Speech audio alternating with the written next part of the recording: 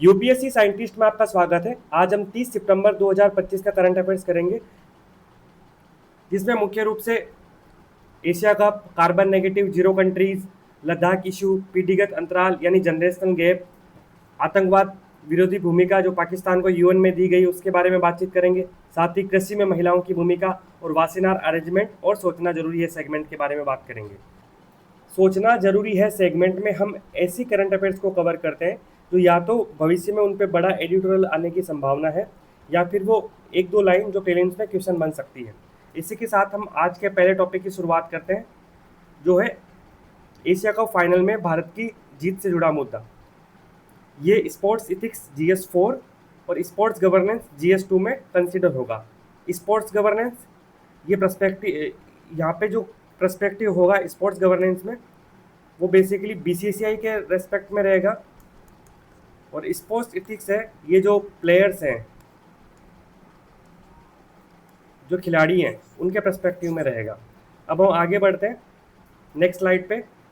अब Asia cup final, वैसे तो जो खेल है वो हमेशा राजनीति से जुड़ा रहता है, इसमें कोई बड़ी बात नहीं है, लेकिन फिर भी जो एशिया कप फाइनल है उसमें राइटर का मानना है कि भारतीय टीम ने अपना चरित्र खो दिया। मैच जरूर जीते थे हम, लेकिन जो जीत थी वो धूमिल हो गई। वो क्यों हो गई? क्योंकि एक तो समकक्षों से हाथ मिलाने से इनकार तो हर मैच में कर ही रहे थे, लेकिन हद तो तब हो गई जब जो एशियाई cricket council, Asian cricket council के हेड है, जो कि पाकिस्तान क्रिकेट बोर्ड के प्रमुख और पाकिस्तान के गृह मंत्री भी हैं, उनसे भारतीय टीम ने ट्रॉफी लेने से इनकार कर दिया। ये व्यवहार भारतीय टीम द्वारा इसलिए किया गया था कि पहलगाम आतंकवादी हमला और उसके बाद ऑपरेशन सिंदूर, उसके बाद जो नाराजगी जायज़ थी उसी को लेकर ये व्यवहार था, जिसको राइटर ने उचित नहीं माना है। उनका मानना है कि इससे तो अच्छा खेल ही नहीं खेलना था, मैच ही छोड़ देते तो अच्छा रहता। वो एक एग्जाम्पल देते हैं कि 1980 के दशक में दिलीप वेंगसरकर और जावेद मियादाद मैदान में एक दूसरे के खिलाफ भले ही कड़ी टक्कर देते थे, लेकिन रात में शाम को खाना खाते थे। तो ये एक स्पोर्ट इसमें वह स्पोर्ट स्पिरिट की बात कर रहे हैं, खेल इथिक्स की बात कर रहे हैं। लेकिन इसका एक दूसरा एस्पेक्ट ये भी है, क्या ऐसे छोड़ा जा सकता था? क्योंकि पाकिस्तान के जो चरित्र है, चाल चरित्र है, उसको देखते हुए थोड़ा ऐसा स्ट्रॉन्ग व्यवहार लाजमी भी है। तो इसके पक्ष और विपक्ष दोनों हैं, लेकिन एग्जाम पर्सपेक्टिव से हम देखते हैं कि एशिया कप के बारे में कुछ इन्फॉर्मेशन देख लेते हैं। एशिया कप ये एशियन क्रिकेट काउंसिल ACC द्वारा आयोजित किया जाता है। ICC इंटरनेशनल क्रिकेट काउंसिल ये विश्व स्तर पर संस्था है जो कि क्रिकेट के गवर्नेंस को देखती है। उसी तरह से ICC के अंडर ही ACC एशियन क्रिकेट काउंसिल काम करता है, और ये एशियाई देशों के बीच में जो क्रिकेट है बेहतर रिश्ते को बढ़ावा देने के लिए काम करता है। अब ACC का हेडक्वार्टर कहाँ पर है? शारजा UAE में है। ACC के निर्माण की कहानी बड़ी रोचक है कि 1983 के वर्ल्ड कप में जब क्रिकेट मैच चल रहा था, तो BCCI के जो चीफ थे उन्होंने इंग्लैंड क्रिकेट बोर्ड से कुछ मैच की टिकटें मांगी थी, लेकिन उन्होंने साफ मना कर दिया था, क्योंकि उस समय तक विश्व स्तर पर इंग्लैंड क्रिकेट बोर्ड का काफ़ी बोलबाला होता था। तो उसके बाद BCCI के चेयरमैन ने प्रयास किया कि एशिया की कोई ऐसी लीग आयोजित करवाई जाए, और उन्होंने एशियन क्रिकेट काउंसिल की शुरुआत की, और उसकी फंडिंग UAE शारजा के प्रिंस ने की थी। तो इसलिए इसका हेडक्वार्टर भी वहाँ पर है, और पहला जो एशिया कप हुआ था 1983 में, वह भी UAE में ही हुआ था, और इस बार भी जो एशिया कप है वह UAE में ही हुआ है। तो ये इम्पोर्टेंट है, क्योंकि UPSC स्पोर्ट्स से रिलेटेड क्वेश्चन पूछने लगा है। तो अब तक भारत ने 9 बार एशिया कप जीता है। रिसेंट 2023 का भी हमने जीता था, और 2025 का भी हमने जीता था। और जो फर्स्ट एशिया कप था, पहला एशिया कप, वो भी भारत ने जीता था। लेकिन पहले एशिया कप में केवल 3 टीमें शामिल थी, भारत, श्रीलंका और पाकिस्तान। आप ये बता सकते हैं कि 2025 में जो लेटेस्ट एशिया कप है उसमें कितनी टीम शामिल थी? जो चौथा एशिया कप था उसमें भारत और पाकिस्तान के रिश्ते खराब थे, क्योंकि ये एक बड़ी लंबी श्रृंखला है भारत और पाकिस्तान के रिश्ते खराब रहने की, तो उसमें पाकिस्तान ने भाग नहीं लिया था। तो हमारे पास भी विकल्प था कि इस बार हम भाग नहीं लें। ये आर्टिकल छोटा ही था, हम इसको आगे बढ़ते हैं इससे। अगला टॉपिक है हमारा कार्बन नेगेटिव। अब ये कॉन्सेप्ट है कार्बन नेगेटिव और नेट जीरो कंट्रीज, ये इन्वायरमेंट में कवर अप होगा। वैसे तो ये अंतर्राष्ट्रीय टॉपिक है, लेकिन फिर भी इंटरनेशनल इन्वायरमेंट में कवर किया जाएगा। एक देश है सूरीनाम,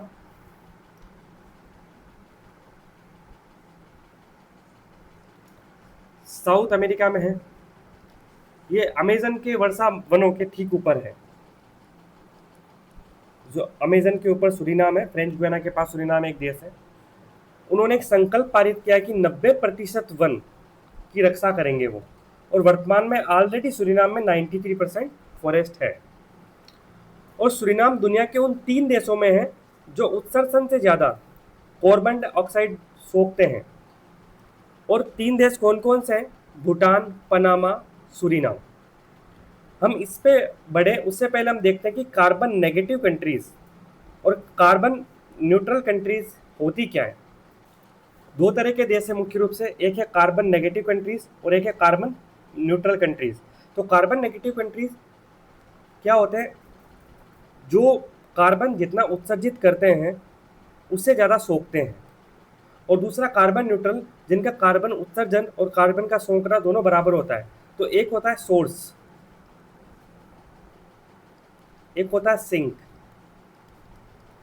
जितनी भी औद्योगिक गतिविधियां हैं या अन्य गतिविधियों से CO2 का जो एमिशन होता है वो सोर्स है। सिंक का मतलब है कि जितना एमिशन हो रहा है उसको वापस सोख लिया जाता है।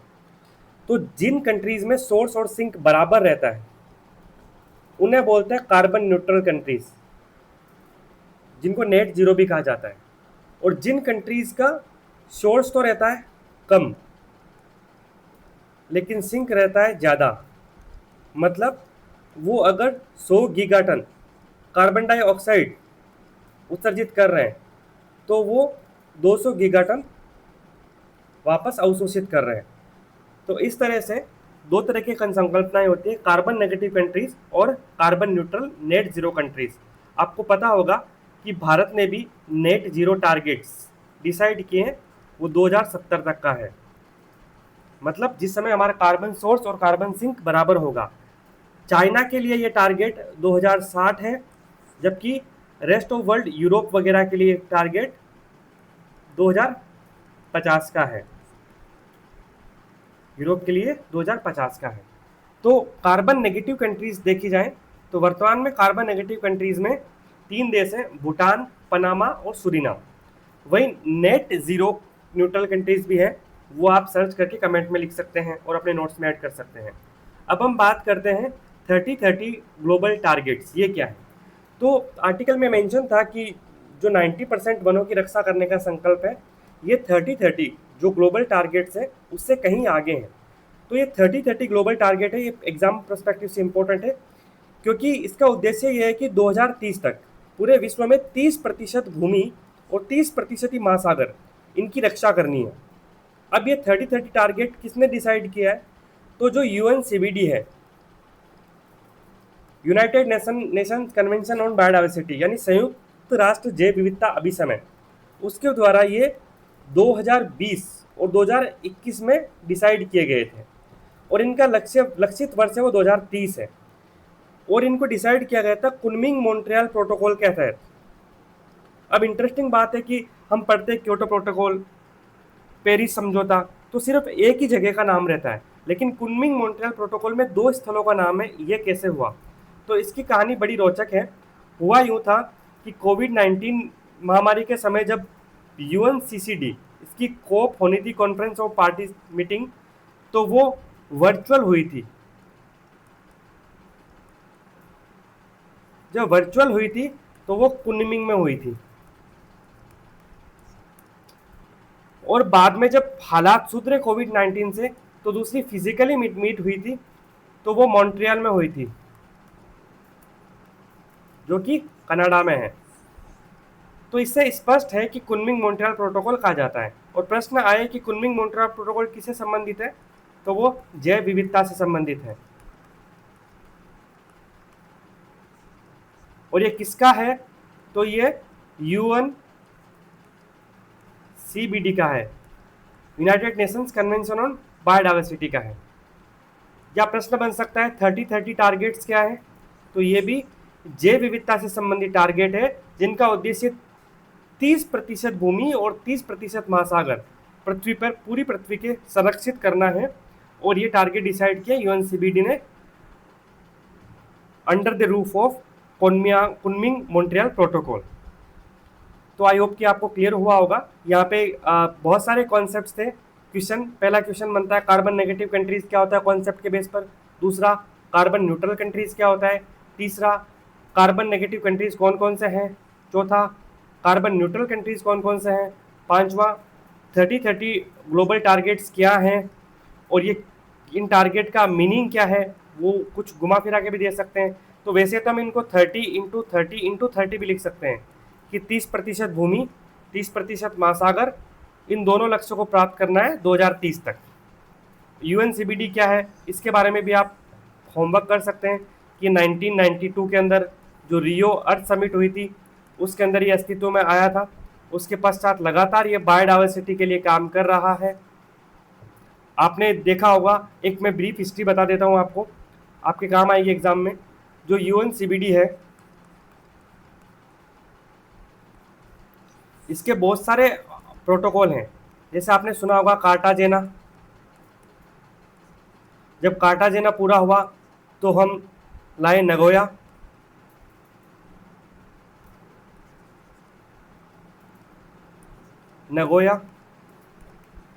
अब नगोया के बाद आया है कुनमिंग मॉन्ट्रियल। तो नगोया था, इसी में हमने कुछ लक्ष्य निर्धारित किए थे जिनका नाम था आईची लक्ष्य। तो आपको क्लियर हुआ होगा, Cartagena protocol, Nagoya protocol, Kunming Montreal protocol है, ये बायोडाइवर्सिटी से रिलेटेड है। आईची टारगेट है वो नगोया के साथ एसोसिएट थे, तो कुनमिंग के साथ 30-30 टारगेट्स है। अब हम आगे बढ़ते हैं। नेक्स्ट अगली न्यूज़ है लद्दाख इशू। सोनम वांगचुक स्टेटहुड 6ठी अनुसूची, यानी सोनम वांगचुक जो कि एक पर्यावरण अभिकर्ता है, क्लाइमेट एक्टिविस्ट हैं, जो कि डिमांड कर रहे थे। ये टॉपिक मुख्य रूप से हमारे GS2 के अंदर पॉलिटी एंड कॉन्स्टिट्यूशन के अंदर कवर होगा, जहाँ पे राज्य का दर्जा यानी राज्य का निर्माण कैसा होता है। इसमें हम आर्टिकल 3 की बात करेंगे, इसमें हम शेड्यूल 1 की बात करेंगे। वहीं 6ठी अनुसूची, इसके अंदर हम आर्टिकल 2442 की बात करेंगे कि 6ठी अनुसूची किसी राज्य को किस प्रकार मिलती है। इसके साथ हम 5वीं अनुसूची की बातचीत भी करेंगे थोड़ी बहुत, और साथ में DPC डिस्ट्रिक्ट प्लानिंग कमेटी और मेट्रोपॉलिटन प्लानिंग कमेटी की बातचीत भी करेंगे, क्योंकि वो आवश्यक हैं स्थानीय स्तर पर जो गवर्नेंस से रिलेटेड इश्यूज में। अब लद्दाख की बैकग्राउंड देखें तो 5 अगस्त 2019 को जम्मू कश्मीर राज्य को 2 केंद्र शासित प्रदेशों में विभाजित कर दिया था। पहला बना जम्मू कश्मीर और दूसरा लद्दाख। अब लद्दाख बना तो यूनियन टेरिटरी बना। पहले एक साथ थे, अब अलग से जब अस्तित्व में आया तो कुछ एस्पिरेशन भी थे और कुछ साथ में मांगे भी आई कि पूर्ण राज्य का दर्जा दिया जाए इनको, साथ ही 6ठी सूची में अनुसूची में शामिल किया जाए, साथ ही स्थानीय लोगों को नौकरियों में आरक्षण प्रदान किया जाए। अब जैसे ही लद्दाख यूनियन टेरिटरी बना तो लेह में उत्साह था, क्योंकि उनके साथ जम्मू कश्मीर के साथ उनकी अपेक्षा होती थी। अब उनकी एक पृथक पहचान सुनिश्चित हुई, लेकिन बिना विधानसभा के यूनियन टेरिटरी बनाया जाना एक आशंका भी उत्पन्न करी कि अफसरशाही के हाथों में सत्ता चली जाएगी।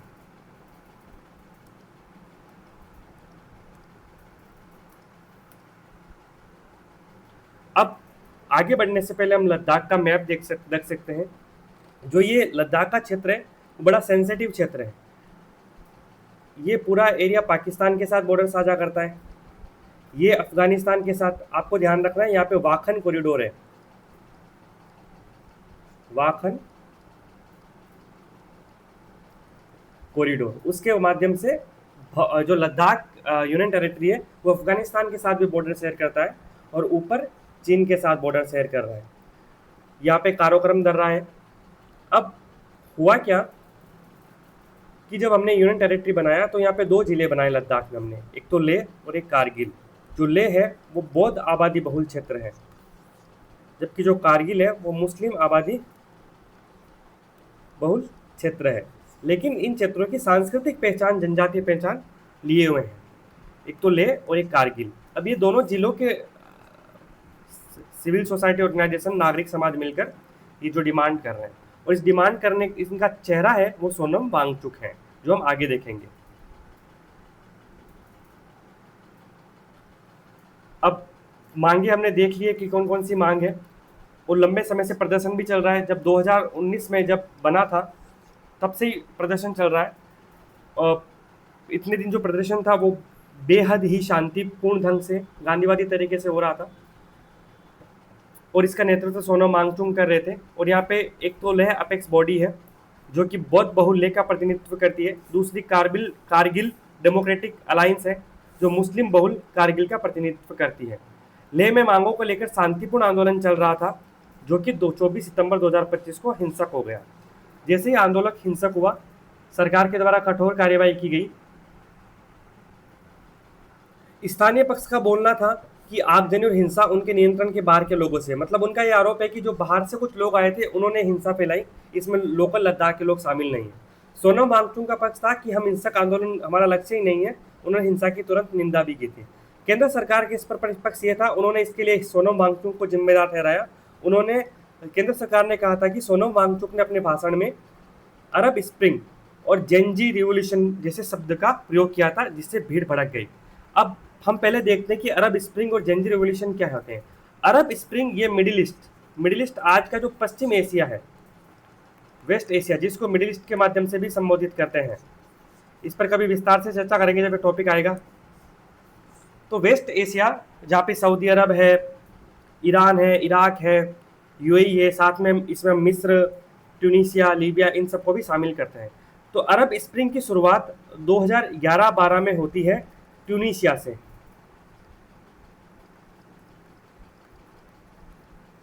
इसमें क्या हुआ था कि जो देश की जनता थी उन्होंने लोकतांत्रिक अधिकारों की मांग की, और जो सत्ता पे जो वर्ग था, सत्तासीन वर्ग, उनको उखाड़ फेंका था।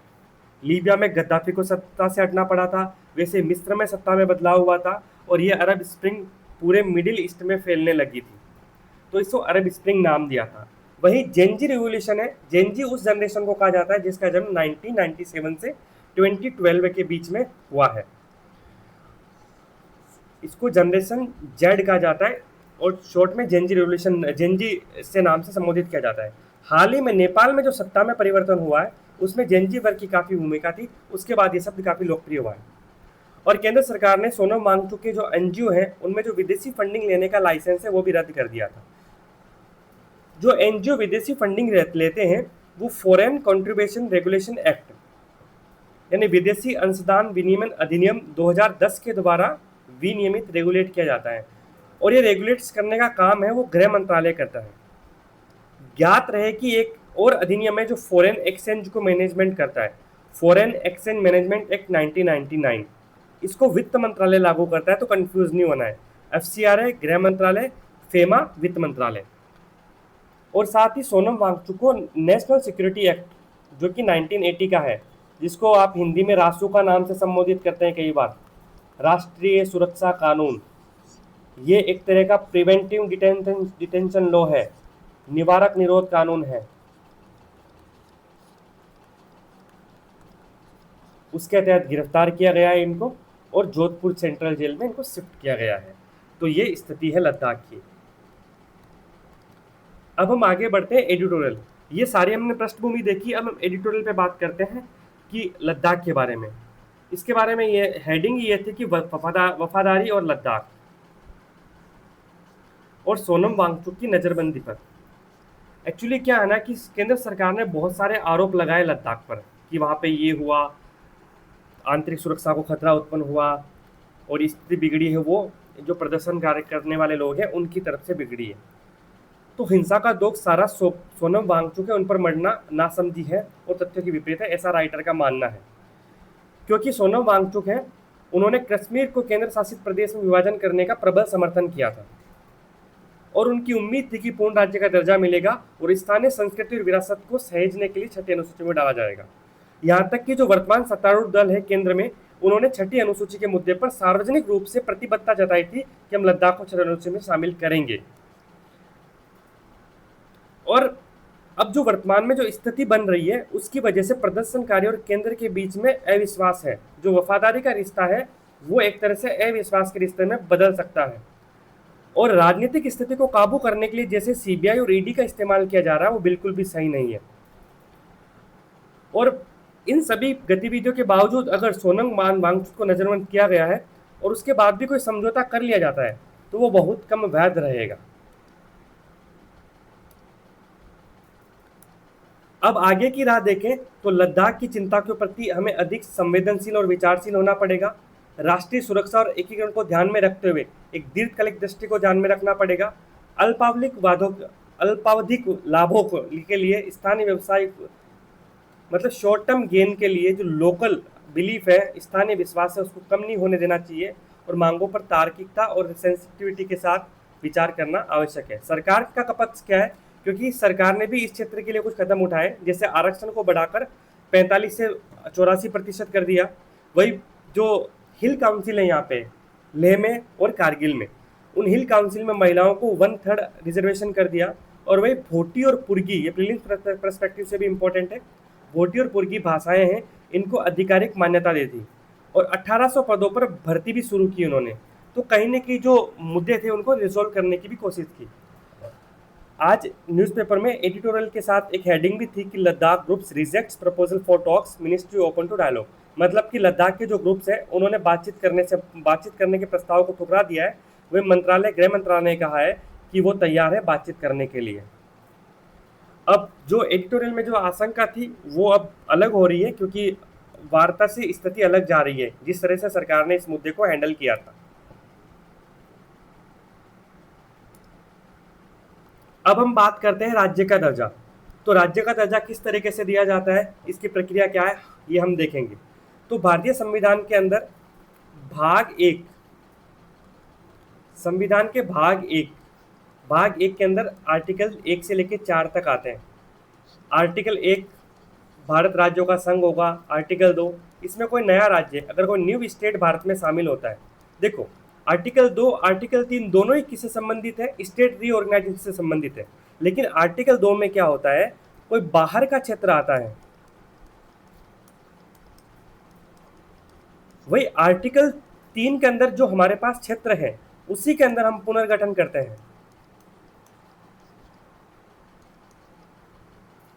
तो आर्टिकल 2 में तो क्या है, इनकमिंग है, कोई बाहर से क्षेत्र आएगा। आर्टिकल 3 में जो है उसी में हम मैनेज करेंगे। तो लद्दाख को अगर स्टेट का दर्जा दिया जाएगा, स्टेटहुड दिया जाएगा, तो अनुच्छेद 3 के अंदर ही राज्य पुनर्गठन अधिनियम लाना पड़ेगा। और ये प्रक्रिया क्या है इसकी, तो इसकी प्रक्रिया को देखें तो मुख्य रूप से इसकी राष्ट्रपति की सिफारिश से प्रस्ताव आता है। फिर उस प्रस्ताव को संबंधित जो प्रभावित राज्य है उसकी राज्य विधानमंडलों को भेजा जाता है एक निश्चित समयावधि के लिए। विधानमंडलों की जो अनुशंसा है वो गैर बाध्यकारी प्रकृति की है और इसके पश्चात संसद में चर्चा होती है और साधारण बहुमत से प्रस्ताव पारित किया जाता है। और इसके साथ ही राष्ट्रपति जी के नोटिफिकेशन के माध्यम से नए राज्य या यूनियन टेरिटरी का गठन हो जाता है। इससे रिलेटेड एक संविधान संशोधन भी है, जहाँ तक मुझे याद आ रहा है 18वां संविधान संशोधन है, ये आप चेक कर लीजिएगा, बहुत इंपॉर्टेंट है। क्योंकि पहले ऐसा माना जाता था कि भाग 3 के अनुच्छेद 3 के अंतर्गत जो राज्य पुनर्गठन है, स्टेट रीऑर्गेनाइजेशन है, उसके अंदर केवल राज्य शामिल है। बाद में इस संविधान संशोधन के द्वारा उसमें यूनियन टेरिटरी को भी शामिल किया गया, वरना फिर ये सुप्रीम कोर्ट में जाता। अब जो छोटे राज्य गठित करने की डिमांड हो रही है उसके कुछ लाभ और नुकसान भी हैं। लाभ क्या है, प्रशासनिक तंत्र कारगर बनता है, जनसंख्या की आवश्यकताएं और मांगे वो बेहतर तरीके से समझी जाती है, रेस्पॉन्सिबल गवर्नेंस सिस्टम होता है, उससे सुशासन आता है, फिजूल खर्ची पर रोक लगती है, विकास कार्यों का बेहतर क्रियान्वयन होता है और सत्ता का विकेंद्रीकरण की प्रक्रिया बेहतर तरीके से लागू होती है। वही नुकसान क्या होता है कि डिमांड बढ़ती रहेगी, आपको पता होगा, जैसे कि राजस्थान में हरित प्रदेश की डिमांड बढ़ती है कई बार, वही महाराष्ट्र के अंदर विदर्भा, वही वेस्ट बंगाल के उत्तरी क्षेत्र में जो दार्जिलिंग क्षेत्र है वहाँ गोरखालैंड की बात। तो ये अलग अलग डिमांड बढ़ती रहती है, तो इसका समाधान हर बार पुनर्गठन भी नहीं हो सकता। तो अधिक मांग बढ़ेगी तो इसके साथ साथ अंतर्राज्यीय विवाद भी बढ़ेंगे, सीमा के विवाद हो सकते हैं, वो नदी जल विवाद हो सकते हैं। सीमा के विवाद हम असम का मेघालय के साथ देख सकते हैं, नदी जल विवाद तो कावेरी जल विवाद है, वंशधारा जल विवाद है, बहुत सारे जल विवाद देखते हैं। संसाधनों संबंधी विवाद भी हो सकते हैं कि ये स्टेट कुछ भी कंट्रीब्यूट नहीं कर रहा और ज़्यादा रिसोर्सेज ले रहा है केंद्र से, इससे क्षेत्रवाद को भी बढ़ावा मिलेगा, राष्ट्रीय एकता पर नकारात्मक प्रभाव पड़ेगा, केंद्र पर आर्थिक बोझ और क्षेत्रीय संतुलन को भी बढ़ावा मिल सकता है। और इसके साथ साथ क्षेत्रीय दलों का उभार होता है जो कि केंद्र की राजनीतिक व्यवस्था पर नकारात्मक प्रभाव पड़ता है, क्योंकि हमारी जो पॉलिटिकल राजनीतिक व्यवस्था है ना, वो संसदीय व्यवस्था है। और संसदीय व्यवस्था जो पार्लियामेंट्री फॉर्म ऑफ गवर्नमेंट है, इसमें क्या होता है, जो विधायिका है और जो कार्यपालिका है, इसमें समन्वय होता है। अब समन्वय होता है तो ऐसी स्थिति में क्या होता है कि जो सरकार बनती है केंद्र में, उसका कार्यकाल होता है वो अस्थायी होता है, क्योंकि बहुमत है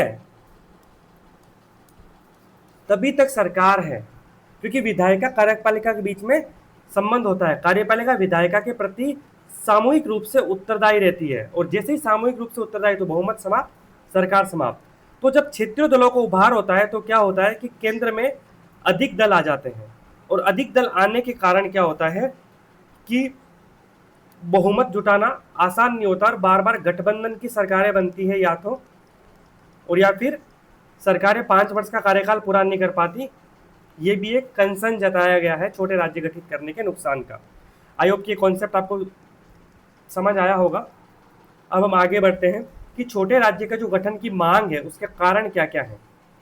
तो पहला, असंतुलित क्षेत्रीय विकास, दूसरा जनजातीय प्रधानता, तीसरा सांस्कृतिक और विशिष्ट पहचान को बनाए रखना, चौथा राजनीतिक उपेक्षा, पांचवा भाषा और भौगोलिक समरूपता के आधार पर। इन सभी के आधार पर राज्य का गठन की मांग होती है। लद्दाख की मांग का प्रमुख कारण क्या है? जनजातीय प्रधानता है, दूसरा उनकी सांस्कृतिक विशिष्ट पहचान है, और तीसरा उनका यह भी आरोप है कि उनकी राजनीतिक रूप से उपेक्षा की गई है। अब हम आगे बढ़ते हैं। लद्दाख के बारे में एक बात और थी, छठी अनुसूची। तो छठी अनुसूची के बारे में क्या है? तो हमारे संविधान की जो 5वीं और जो छठी अनुसूची है वो अनुसूचित व जनजातीय क्षेत्र, शेड्यूल एंड ट्राइबल एरिया से रिलेटेड है। तो ये 2 भागों में बढ़ते हैं। पहला कौन सा है? नॉर्थ ईस्ट रीजन, दूसरा नॉर्थ ईस्ट रीजन। तो नॉर्थ ईस्ट रीजन के लिए 5वीं अनुसूची है, और नॉर्थ ईस्ट रीजन के लिए छठी अनुसूची है। अब ऐसा क्यों हुआ? जब 5वीं अनुसूची थी ट्राइबल के लिए तो छठी क्यों लेके आए? उसका कारण ये था कि इन राज्यों में 90% से अधिक आबादी जनजातीय थी, और इस कारण अलग व्यवस्था बनाई गई। तो जब छठी अनुसूची आई तो उसमें 4 राज्य शामिल किए गए, असम, मेघालय, त्रिपुरा और मिजोरम, और वर्तमान में ये 4 राज्य हैं। अब छठी और 5वीं अनुसूची में एक अंतर और है कि जो 5वीं अनुसूची है उसके अंदर ट्राइबल एडवाइजरी काउंसिल बनाई जाती है, जबकि छठी अनुसूची में ऑटोनोमस डिस्ट्रिक्ट काउंसिल होती है। इसके पास अधिक शक्तियां होती है 5वीं अनुसूची की तुलना में। ट्राइबल एडवाइजरी काउंसिल की तुलना में एडीसी के पास अधिक शक्तियां होती हैं। और ऑटोनोमस डिस्ट्रिक्ट काउंसिल है, इसके अंदर 30 मेंबर रहते हैं, जिसमें 26 निर्वाचित होते हैं, 4 मनोनीत होते हैं, और इसका कार्यकाल 5 वर्ष का होता है। एग्जाम्पल, बोडोलैंड टेरिटोरियल काउंसिल, इसमें चुनाव हुए अभी, और इस काउंसिल का गठन होना है। इसके हाल ही में असम के राज्यपाल से मिले हैं जिन्होंने चुनाव जीता है, और उन्होंने बोडोलैंड टेरिटोरियल काउंसिल के गठन की बातचीत की है। ये एग्जाम प्रश्न से काफ़ी इंपॉर्टेंट है, इस पर कॉन्सेप्चुअल क्वेश्चन आ चुके हैं, और रिसेंटली भी चुनाव हुए और चुनाव सुर्खियों में भी रहे, जहाँ पे भारतीय जनता पार्टी चुनाव हार गई थी, और जो विरोधी दल था, विपक्षी दल था वहाँ का लोकल, उन्होंने जीत प्राप्त की है, तो उन्होंने पूरे देश भर में सुर्खियाँ बटोरी हैं। तो ये कुछ इंपॉर्टेंट एस्पेक्ट थे छठी अनुसूची के बारे में। अब हम एक चीज़ और देखेंगे यहाँ पे कि होमवर्क है कि आर्टिकल 243ZD और आर्टिकल 243ZE ये क्यों इंपॉर्टेंट है। इसके अंदर है डीपीसी, डिस्ट्रिक्ट प्लानिंग कमेटी। ये क्या होती है? जिला नियोजन समिति, और इसमें महानगर नियोजन समिति, मेट्रोपॉलिटन प्लानिंग कमेटी। जो हमारे संविधान के अंदर जो लोकल बॉडीज़ हैं, अर्बन लोकल बॉडीज़, यूएलबीज, जिसको हम नगर निकाय बोलते हैं, जिसकी व्यवस्था हमारे संविधान की 12वीं अनुसूची में की गई है और 74वें संविधान संशोधन से हमने की थी। तो उसके अंतर्गत क्या है ना, व्यवस्था है इसकी डीपीसी की और एमपीसी की। और इनका काम क्या है, डीपीसी और एमपीसी में क्या होता है, देखो हमारा जो लोकल बॉडीज़ है उसका सिस्टम क्या है, एक तो रूरल एरिया है और एक अर्बन एरिया है। रूरल एरिया में हमने पंचायत बना दी, अर्बन में हमने म्यूनसिपैलिटीज़ बना दी, नगर निकाय बना दिए, ठीक है। अब हमने कोशिश ये की है कि कुछ ऐसी व्यवस्था की जाए जिनमें इन दोनों का प्रतिनिधित्व हो। तो जो डीपीसी और एमपीसी होती है उसमें रूरल और अर्बन दोनों जो बॉडीज के निर्वाचित प्रतिनिधि होते हैं और मनोनीत प्रतिनिधि होते हैं, वो पार्टिसिपेंट्स होते हैं इसमें और मिलकर योजना बनाते हैं होलिस्टिक पूरे क्षेत्र के लिए। तो ये बहुत इंपॉर्टेंट एस्पेक्ट था, इसको यहाँ पे इसलिए कवर किया गया है क्योंकि जो ऑटोनोमस डिस्ट्रिक्ट काउंसिल है, ट्राइबल एडवाइजरी काउंसिल है, ये लोकल लेवल पर स्थानीय स्तर पर प्रशासन को देखती है, तो उसी तरह ये भी स्थानीय प्रशासन को देखती है। अब हम आगे बढ़ते हैं कि लद्दाख की वर्तमान स्थिति क्या है। तो वर्तमान में लद्दाख के जो 2 जिले हैं, लेह और कारगिल, उसमें हिल काउंसिल है, लेकिन उन्हें 6ठी अनुसूची में दर्जा प्राप्त नहीं है, इसलिए उनका अधिकार क्षेत्र काफ़ी सीमित है। तो और कारगिल में एक डिमांड और भी है कि वो विशेष दर्जे की बहाली चाहते हैं और जम्मू कश्मीर में विलय की मांग कर रहे हैं क्योंकि ये मुस्लिम बहुल आबादी का क्षेत्र है। लेकिन ये मांग काफ़ी सुसुप्त अवस्था में, मुख्य मांग इनकी यही है। अब क्या लद्दाख 6ठी अनुसूची में शामिल हो सकता है? तो सितंबर 2019 में अनुसूचित जाति के लिए राष्ट्रीय आयोग का सुझाव था कि लद्दाख को जनसांख्यिकीय स्थिति और सांस्कृतिक विरासत के आधार पर 6ठी अनुसूची में शामिल किया जाए।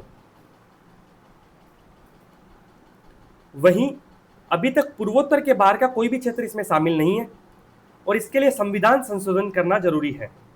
अब साथ ही हम ये भी देख लेते हैं कि किसी क्षेत्र को 6ठी अनुसूची में शामिल करने की प्रक्रिया क्या है। तो सबसे पहले किसी भी क्षेत्र को अगर 6ठी अनुसूची में शामिल करना है तो उसको राज्य सरकार की सिफारिश होगी और राज्य सरकार भी राज्य की विधानसभा, यहाँ पे विधानसभा की जगह विधानमंडल लिखना चाहिए,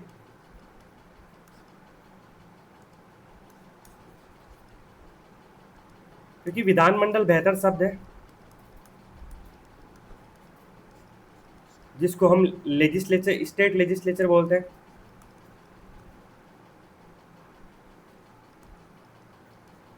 जिसके 2 भवन है, एक विधानसभा है और एक विधान परिषद है, ठीक है। वैसे तो इसके अंदर गवर्नर को भी शामिल किया जाता है, लेकिन सामान्यतः इसके 2 घटक हैं, विधानसभा, विधान परिषद। तो पहले राज्य विधानमंडल से एक प्रस्ताव पारित होता है, उसके बाद वो केंद्र के पास आता है, जहाँ पे गृह मंत्रालय और जनजातीय मामलों के मंत्रालय सहमति निर्माण करते हैं। जैसे सहमति निर्मित होती है तो कानून मंत्रालय एक संविधान संशोधन विधेयक का प्रारूप तैयार करता है और साथ जिसमें अनुच्छेद 244(2) और 6ठी अनुसूची दोनों में संशोधन की प्रक्रिया सुनिश्चित की जाती है और भी संसद के दोनों सदनों से विशेष बहुमत से इसे पारित करवाया जाता है, और जिसमें कुल सदस्यों का बहुमत और उपस्थित और मतदान में भाग लेने वालों का 2/3 का बहुमत के साथ ये पारित होता है। फिर राष्ट्रपति जी की सहमति से वो क्षेत्र 6ठी अनुसूची में शामिल हो जाता है। तो ये पूरी प्रक्रिया थी किसी भी क्षेत्र को 6ठी अनुसूची में शामिल करने की। पर आपका यहाँ पे एक प्रश्न हो सकता है कि अगर लद्दाख के बारे में बात की जाए तो लद्दाख तो यूनियन टेरिटरी, वहाँ तो विधानसभा है ही नहीं, तो हो सकता है कि वहाँ पे एक ऐसी प्रक्रिया अपनाई जाए कि जो लद्दाख में एलजी होते हैं, लेफ्टिनेंट गवर्नर, जो उपराज्यपाल होते हैं वहाँ के, उन्हीं को विधायिका की शक्तियाँ दी जाए और विधायिका की तरफ से वही एक प्रस्ताव पारित करके केंद्र के पास भेज दें। ये पूर्णतः यूटी के संदर्भ में पूर्णतः केंद्र सरकार पर निर्भर करता है।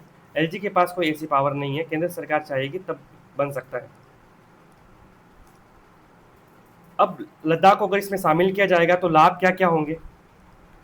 ऑटोनोमस डिस्ट्रिक्ट काउंसिल में ऑटोनोमस डिस्ट्रिक्ट काउंसिल की स्थापना की जाएगी क्या? अगर लद्दाख को 6ठी अनुसूची में शामिल किया जाता है तो उसके लाभ क्या क्या होंगे? पहला कि एडीसी, ऑटोनोमस डिस्ट्रिक्ट काउंसिल बनाने का अधिकार मिलेगा।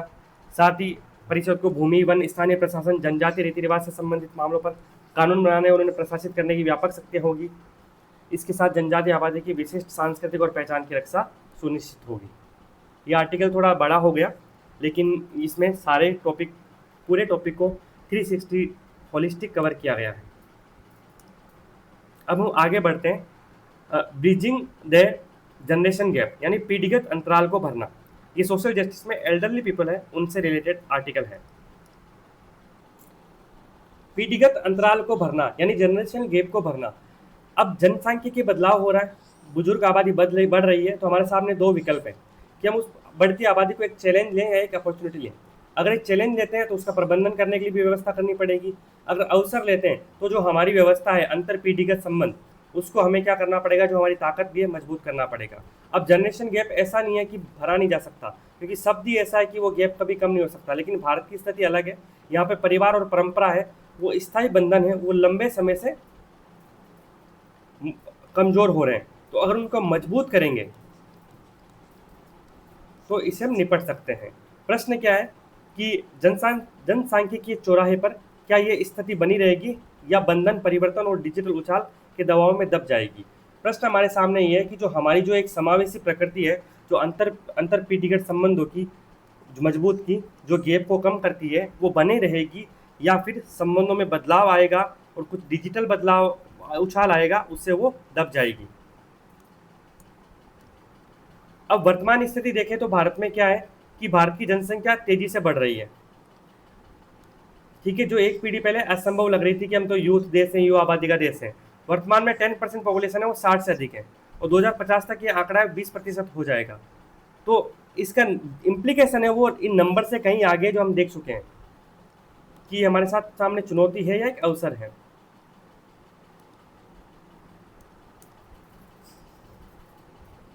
अब एक हेल्प एज इंडिया करके संस्था है, उसका सर्वे, उसने अंतर पीढ़ीगत गतिशीलता में वृद्धावस्था पर धारणाओं को समझना एक करके एक सर्वे करवाया था, जो उसके अंदर कुछ विरोधाभासी परिदृश्य हैं,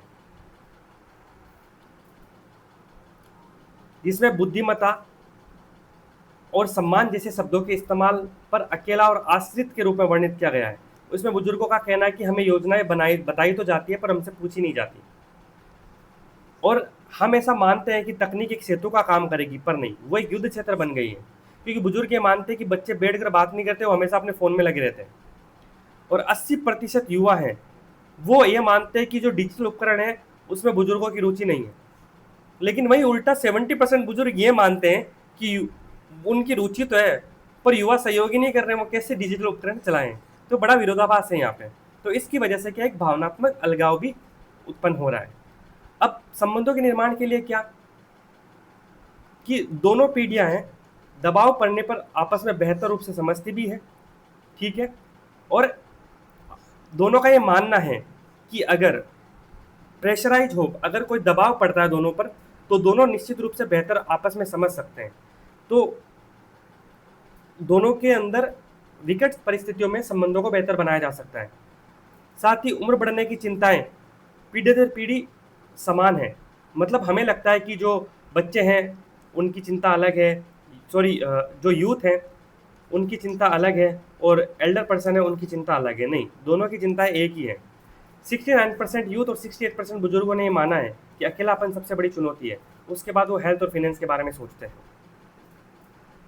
ठीक है। और अब दोनों के लिए, बच्चों के लिए और बुजुर्गों के लिए सारा कौन है? परिवार। तो यहाँ पे जो फैमिली बॉन्डिंग की बात हो रही है, पारिवारिक संबंध की बात हो रही है। आगे की राह क्या है इसमें कि शिक्षा के माध्यम से सहानुभूति, देखभाल और साक्षरता का निर्माण करना, और व्यक्तियों, समुदायों और नीति निर्माताओं द्वारा ये सुनिश्चित करना कि पीढ़ियों के बीच में जो संबंध है वो संरक्षित रहने के साथ साथ मजबूत हो, वो समाप्त नहीं हो। यही था जनरेशन गैप को कम करने का तरीका। इसमें कुछ फैक्ट्स हैं, एक दो फैक्ट्स आप याद रख सकते हैं एग्जाम पर्सपेक्टिव से। अब एक प्रश्न है, आप चाहे तो इसको देख सकते हैं। अब बात करते हैं an anti terror role that defies logic, एक ऐसी आतंकवाद विरोधी भूमिका जो तर्क से परे है। ये JS2 के अंदर इंटरनेशनल रिलेशन में कवर होगा, स्पेशली रूप से जो UN की कार्यप्रणालियों से संबंधित, UN of united nation organisation.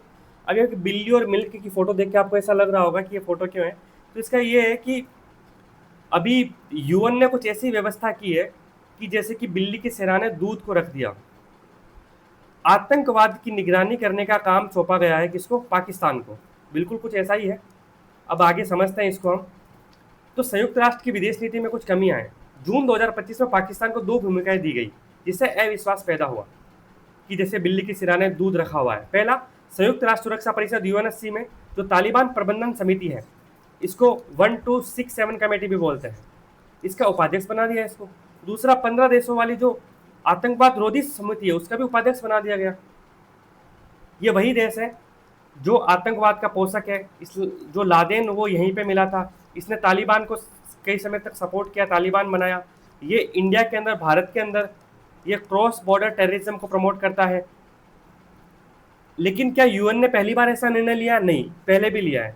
जैसे एक बार इन्होंने लीबिया, उसको यूएन मानवाधिकार आयोग का अध्यक्ष बनाया, जहाँ पे मानवाधिकारों का सबसे ज्यादा हनन होता है।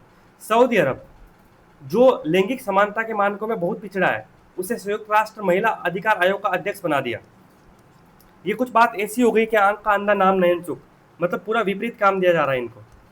अब बात करें, मई 2025 में आईएमएफ ने पाकिस्तान को $1 अरब का ऋण दिया था, और जो जबकि आतंकवाद वित्त पोषण के कारण इसके संभावित दुरुपयोग की चिंताएं बनी हुई थी।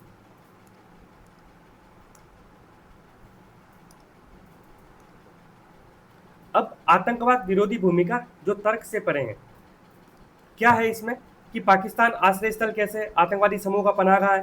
संयुक्त राष्ट्र द्वारा घोषित आतंकवादी जैसे हाफिज सईद है, या फिर जो जैसे मोहम्मद के प्रमुख हैं, वो भी पाकिस्तान में रहते हैं। पीओके में आतंकवादी ठिकाने हैं जहाँ पे हमने एयर स्ट्राइक की थी, उससे पहले हमने सर्जिकल स्ट्राइक भी की थी। ऑपरेशन सिंदूर में मारे गए आतंकवादियों के जो अंतिम संस्कार थे, उसमें पाकिस्तानी सेना, वहाँ के जवान और वहाँ की नौकरशाही के सदस्य उपस्थित हुए थे। वो दर्शाता है कि कैसे वो टेररिज्म का सपोर्ट करते हैं और आतंकवादी को शहीद मानते हैं। लादेन भी पाकिस्तान में मिला था। ये कुछ चीज़ें बताती है कि पाकिस्तान की क्या स्थिति है। अब आतंकवाद विरोधी भूमिका, अब की वैश्विक संस्था है, उसके नैतिक और रणनीतिक ढांचे में चिंताजनक कमियां हैं।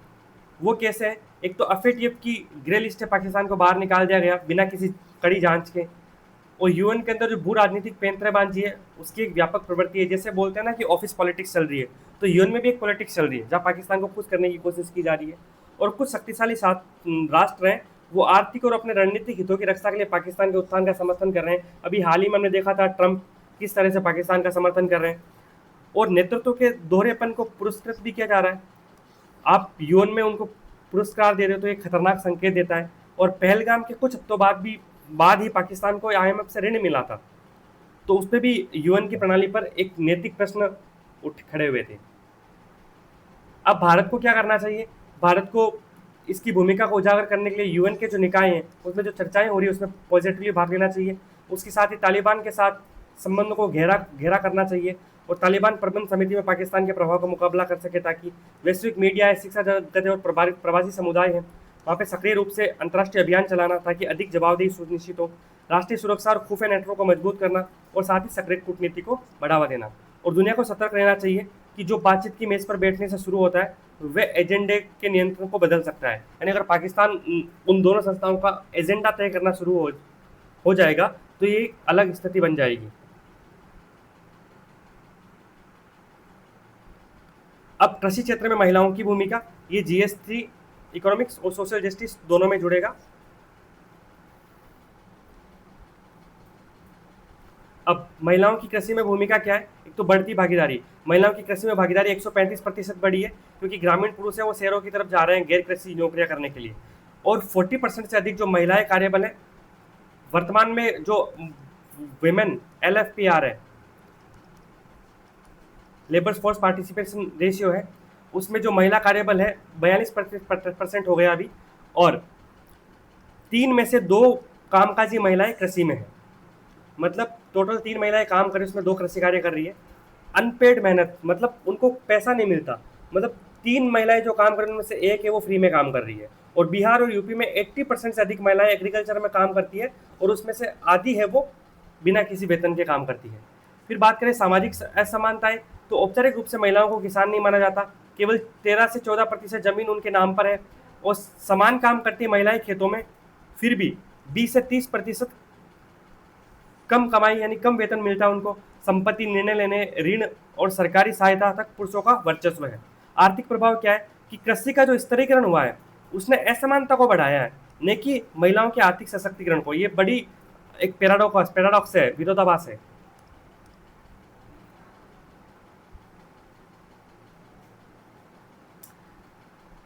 अब भारत में महिलाओं की कृषि में भूमिका, संभावनाएं क्या है कि उच्च मूल्य क्षेत्रों में संभावनाएं, जहाँ महिलाएं चाय, मसाले, बाजरा और जैविक उत्पादों उनके निर्यात उन्मुख क्षेत्रों में है, वह उनकी उनकी मांग भी बढ़ रही है। अभी हमने रिसेंटली यूके के साथ हमने एफटीए किया, फ्री ट्रेड एग्रीमेंट, और वहाँ पे इन सब चीज़ों की मांग बढ़ेगी, तो इसका भी फायदा होगा, एफटीए का फायदा महिलाओं को भी मिलेगा। इसके साथ डिजिटल नवाचार, ई नाम है, मोबाइल सलाह सेवाएं हैं, प्रिसीजन एग्रीकल्चर उपकरण है, वो महिलाओं को बाजार ज्ञान, वित्त से जोड़ते हैं। लेकिन इसमें चैलेंज भी है कुछ। क्या चैलेंज है? निम्न डिजिटल साक्षरता, भाषा में बाधा और सस्ते उपकरणों की कमी। और इसके लिए सरकार, निजी क्षेत्र, एनजीओ और एफपीओज हैं, वो सहयोग कर सकते हैं। कुछ इनिशिएटिव भी हैं, जैसे भाषिणी और जुगलबंदी एआई समाधान है जो मल्टीलिंगुअल एक्सेस देते हैं महिलाओं को। एलएनटी का डिजिटल शक्ति कार्यक्रम है, जो एलएनटी का डिजिटल शक्ति कार्यक्रम है जो डिजिटल साक्षरता को बढ़ावा दे रहा है। उसी के साथ उड़ीसा का स्वयं संपूर्ण एफपीओ और राजस्थान का जलवरी महिला किसान डिजिटल उपकरणों में साक्षरता प्रदान कर रहा है और काफी हद तक सफलता भी प्राप्त हुई है। भूमि सुधार के मुद्दे पर देखें तो जमीनी स्वामित्व और ऋण बीमा तक पहुंच सुनिश्चित करनी चाहिए।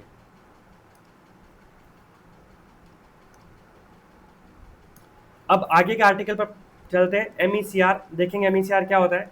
Wassenaar arrangement need to reform, यानी वासेनार व्यवस्था और उसमें सुधार की आवश्यकता। ये आईआर इंटरनेशनल रिलेशन में कवर होगा, ऑर्गेनाइजेशन सेक्शन में कवर होगा।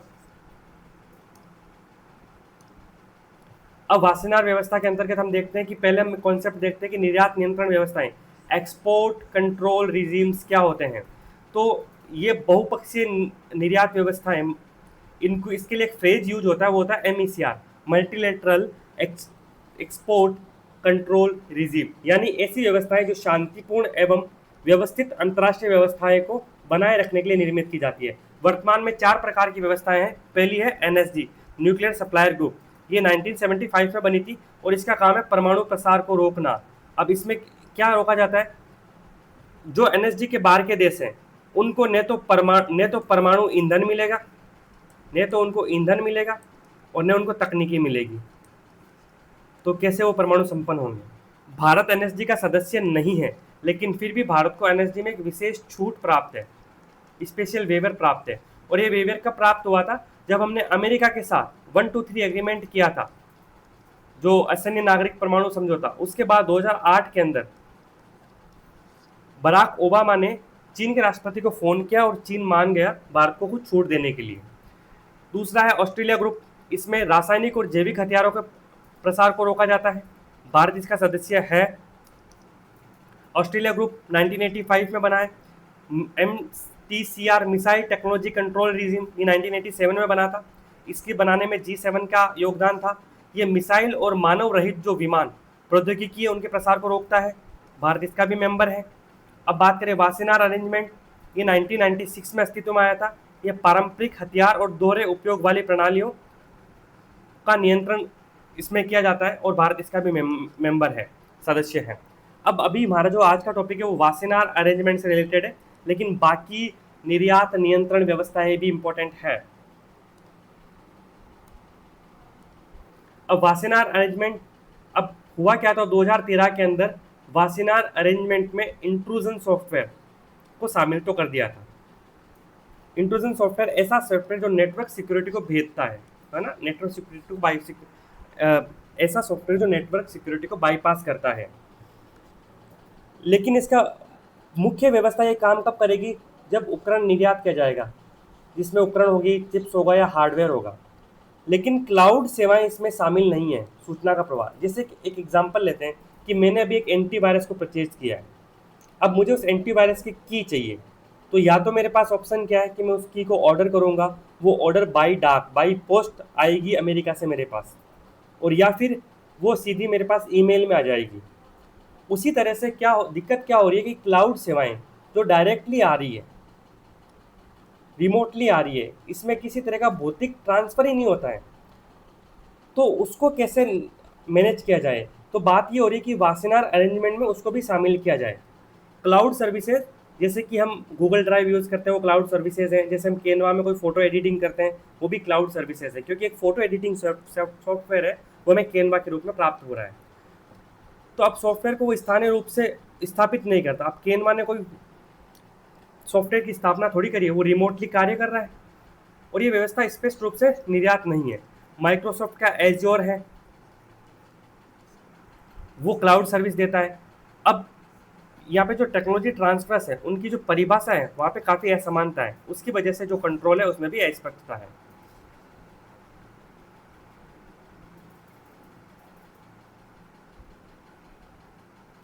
अब भारत की भूमिका क्या है कि भारत 2017 में सदस्य बना, किसका? वासेनार अरेंजमेंट का।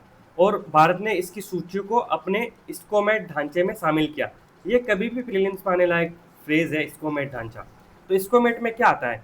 Special chemical organism materials equipments and technologies, यानी विशेष रसायन जीव सामग्री उपकरण प्रौद्योगिकी। स्कोमेट भारत की राष्ट्रीय निर्यात नियंत्रण सूची में शामिल है।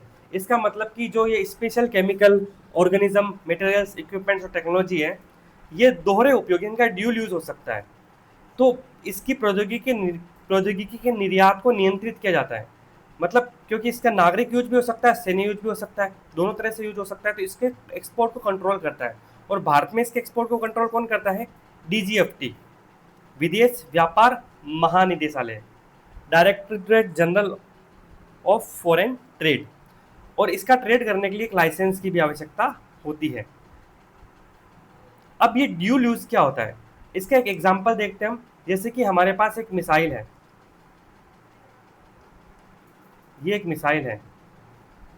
इस मिसाइल की क्षमता है कि ये 5000 किलोमीटर तक जा सकती है। अब हमारे पे डिपेंड करता है कि इस मिसाइल पे हम वॉरहेड लगाएं या इस पे उपग्रह लगाएं। अगर इस पे उपग्रह लगा के भेजा, ये एक्चुअली रॉकेट है, अगर इस रॉकेट के अंदर हमने वॉरहेड लगाया तो ये मिसाइल बन जाएगी। वहीं इस पे उपग्रह लगाया तो ये लॉन्च व्हीकल बन जाएगा, प्रक्षेपण यान बन जाएगा। तो ड्यूल यूज है। आपको याद होगा 1991 में हमें एक क्रायोजेनिक इंजन चाहिए था, इंजन, और जब रूस से ले रहे थे हम, रूस तैयार था हमें टेक्नोलॉजी ट्रांसफ़र करने के लिए, लेकिन फिर भी नहीं की। क्यों? क्योंकि यूएसए ने रूस को बोल दिया था कि एमटीसीआर के अंतर्गत जो क्रायोजेनिक प्रौद्योगिकी है वो ड्यूल यूज वाली है, और भारत है वो एमसीटीआर का मेंबर नहीं है। चलिए आगे बढ़ते हैं।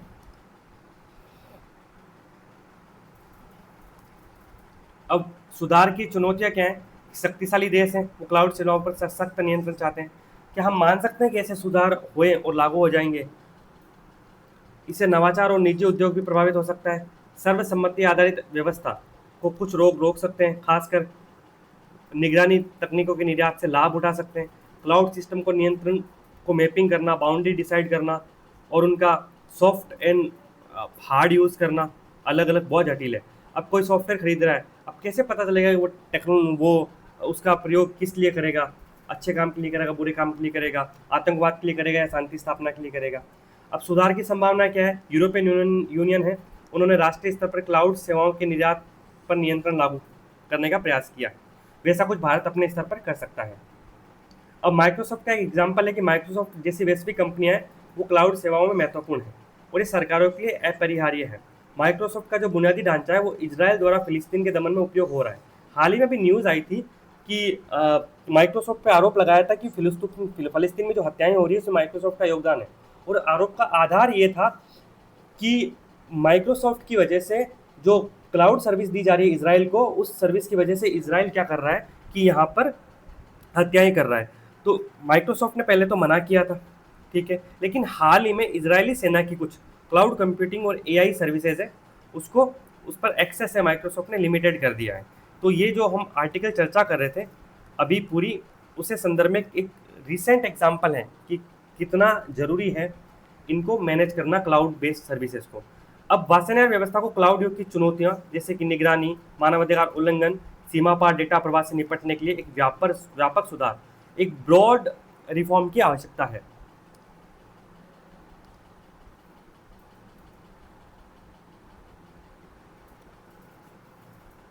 अब आगे बढ़ते हैं नेक्स्ट सेगमेंट में, सोचना जरूरी है। ये हमारा लास्ट सेगमेंट है। इसमें मुख्य रूप से हम इस बात पे चर्चा करते हैं कि कोई टॉपिक इंपॉर्टेंट है और जिस पर आपको थोड़ा बहुत होमवर्क करना है। अगस्त में जो हमारा औद्योगिक उत्पादन है वो वृद्धि दर घटकर 4% हो गई। अब index of industrial production IIP, तो ये क्या होती है, कौन जारी करता है, इस पे काम करना है आपको। इसके साथ ही आपको जो 8 कोर इंडस्ट्रीज हैं उनकी भी एक इंडेक्स होती है, वो भी आपको सर्च करके देखनी है।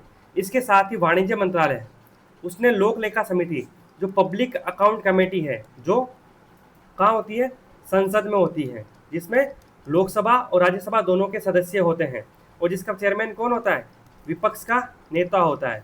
ये परंपरा है। और PSC के समक्ष इस समिति ने बताया जो अमेरिका ने जो भारत पर टैरिफ लगाए उनके दीर्घकालिक प्रभाव होंगे। भारत ने भूटान के साथ 2 रेल लिंक की घोषणा की है, ये हमारी प्रथम पड़ोस नीति के अंतर्गत आता है। इसके साथ चीन ने नया के वीजा घोषित किया है, जो कि जो तकनीकी प्रतिभा है उनको आकर्षित कर रहा है। ये जो H1B वीज़ा है US का, उसी के समकक्ष चीन का वीज़ा है, उसी तरह प्रकार का वीज़ा है।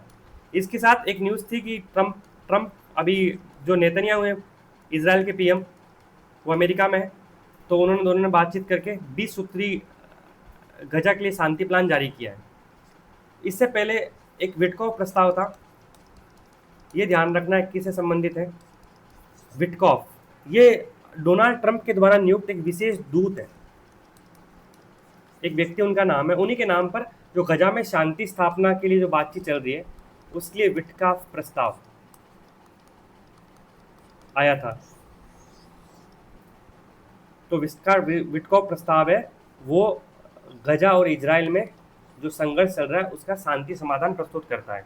अब यही इसका उत्तराधिकारी मान सकते हैं जो 20 सूत्री प्लान जो डोनाल्ड ट्रंप ने अभी रखा है, या हो सकता है कि इसी में कुछ संशोधन किया गया, फर्दर डिटेल आना भी बाकी है।